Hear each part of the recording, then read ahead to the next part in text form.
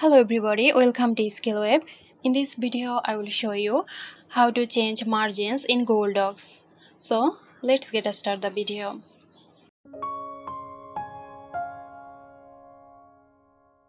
At first, open your Google Docs document. Now go to the top menu and click on File. Scroll down a bit and select Page Setup. A box will pop up. Here you will see top, bottom, left, right margin settings under Margins. Enter your desired margin values in inches. After that, click on OK and this will apply the changes. So there you have it. I hope this video helped you out. Stay tuned for more helpful tutorials here at SkillWeb.